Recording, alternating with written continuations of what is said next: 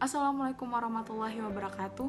Halo semuanya, perkenalkan saya Yasa Siti Amelia dari kelas 4C Prodi Gizi di UIN Wali Songo Semarang.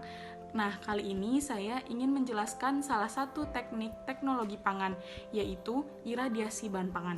Sebelum kita masuk ke iradiasi bahan pangan sendiri, kita harus tahu dong apa itu iradiasi.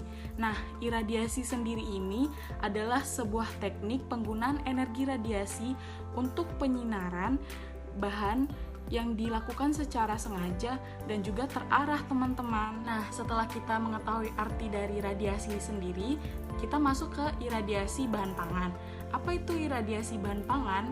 Iradiasi bahan pangan adalah salah satu teknik pengolahan pangan yang bertujuan untuk membunuh bakteri patogen, jamur, virus, dan juga serangga yang dapat merusak bahan pangan sendiri. Iradiasi bahan pangan juga dapat mencegah penuaan yang terjadi pada internal bahan pangan tersebut seperti pertunasan, sehingga iradiasi ini berfungsi sebagai pengawetan agar makanan tersebut atau bahan pangan tersebut tetap terlihat segar.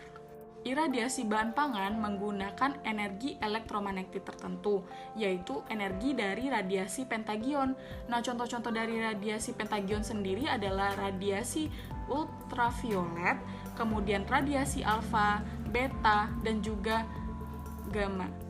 Dan pada pengawatan makanan sendiri ini, kita menggunakan radiasi dari sinar gamma. Sinar gamma memiliki gelombang elektromagnetik yang bergerak dengan kecepatan tinggi, hampir menyamai kecepatan cahaya. Arahnya tidak dipengaruhi medan magnet, tidak ada memiliki muatan, jarak lintasan relatif panjang, dan mempunyai daya ionisasi yang kecil serta daya tembus yang tinggi. Radiasi gamma dilakukan dengan pemberian dosis tertentu, bisa dalam hitungan menit dan juga jam. Semua ini tergantung pada ketebalan dan volume produk yang akan diradiasi. Berikut adalah alat dari teknik iradiasi bahan pangan. Lalu ini adalah mekanisme bagaimana makanan diiradiasi. Pada prinsipnya, proses pengawetan bahan pangan menggunakan iradiasi gamma dapat menimbulkan eksitasi, ionisasi, dan juga perubahan kimia. Nah, kita mulai dulu ya dari eksitasi. Eksitasi sendiri ini adalah suatu kondisi sel hidup dalam keadaan peka terhadap pengaruh dari luar. Lalu kita masuk ke ionisasi ya. Ionisasi sendiri ini adalah sebuah proses penguraian dari senyawa kompleks atau makromolekul menjadi fraksi atau ion radikal bebas. Bahan kimia timbul akibat eksitasi, ionisasi, dan reaksi-reaksi kimia yang terjadi saat proses iradiasi maupun setelah iradiasi.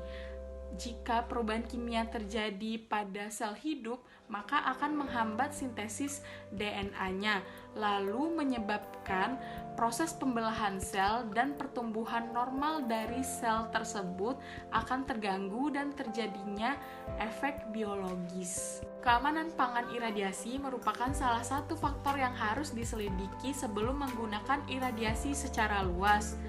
Nah, bisa jadi saja pada sebuah bahan pangan terdapat molekul tertentu yang jumlahnya sangat banyak dan apabila diradiasi akan menyebabkan sifatnya itu menjadi toksik.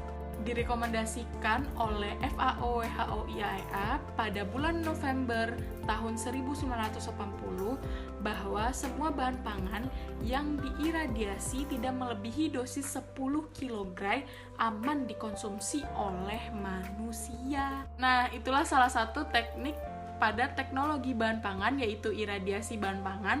Mohon maaf apabila ada salah kata. Sampai jumpa lagi. Wassalamualaikum warahmatullahi wabarakatuh.